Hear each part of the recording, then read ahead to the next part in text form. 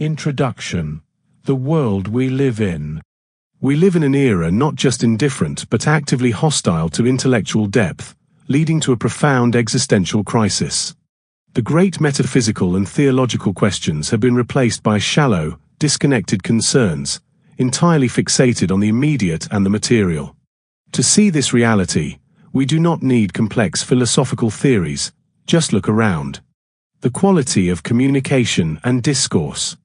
The nature of entertainment. The way people express themselves.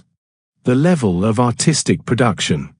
We exist in a world alienated from meaning, where a vague sense of unease permeates society, narrowing our horizons and suppressing the pursuit of excellence. The triumph of the mediocre mind. As brilliantly described by Ortega y Gasset and Nelson Rodriguez, we live in the triumph of the idiot, an era where the masses dictate the standards, and ignorance is not hidden but celebrated. The obsession with novelty replaces the pursuit of wisdom. There are no mountains left to climb, everything is assumed to be readily available. Critical thinking is outsourced, we let others decide for us what to believe. In this world, the pursuit of knowledge is seen as pretentious. Intellectual, moral, and aesthetic refinement are dismissed as unnecessary relics of the past. The reign of technology over thought. Modern society is not driven by deep understanding but by technical know-how. The how has replaced the why.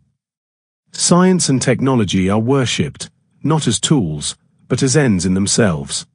What fascinates us today? New machines, medical advancements, space exploration. What is ignored? Beauty, philosophy, the tragic depth of the human experience. Paradoxically, as life expectancy increases, our concern for timeless values diminishes. We live longer, yet we do not seek deeper meaning, merely accumulating more hours of existence. The infantilization of society. While past societies invested in timeless legacies, cathedrals, literature, music, we are witnessing a collective intellectual regression. We consume rather than create. Art is no longer a means of reflection but a distraction. Knowledge is no longer humbly acquired, but arrogantly assumed. Socrates taught that wisdom begins with recognizing one's ignorance. Today, everyone considers themselves an expert on everything, and the loudest opinions replace the most informed ones. The death of true authority. Gone are the days when the wise scholar, the spiritual guide, or the elder were the pillars of truth. They have been replaced by the modern media expert, a figure elevated by mass communication to the status of unquestionable authority. But perhaps the most alarming transformation is not just the increase in ignorance, but how it now permeates all levels of society. The traditional divide between the educated elite and the uninformed masses has collapsed, not by elevating the masses, but by dragging the intellectual elite down. Intellectual curiosity is dying. Elites are no longer cultural leaders but financial managers. Those who once safeguarded truth now chase popularity. We no longer seek wisdom, we consume opinions. The psychological effects of a hyper-stimulated world. Modern society is addicted to sensory stimuli, leading to shorter attention spans, decreased capacity for critical thinking, a rise in anxiety, neurosis, and depression. Rather than using technology to expand consciousness, we use it to escape from ourselves. The ability to be alone with one's thoughts is disappearing. Without distractions, we feel lost. Instead of facing reality, we seek entertainment. Instead of deep reflection, we scroll endlessly, desperate for the next dopamine hit. The result? A global spiritual void. A society that rejects timeless wisdom, ridicules metaphysics, and dismisses faith as irrelevant. The role of mass media in shaping thought. If you do not filter the thoughts that enter your mind, someone else will do it for you, often with questionable intentions.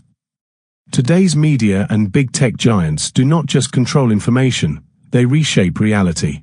What is considered important? They decide. What opinions are valid? They dictate. What words are allowed? They define. This manufacturing of narratives does not require force, it is imposed subtly, shaping how we speak, how we think, what we discuss.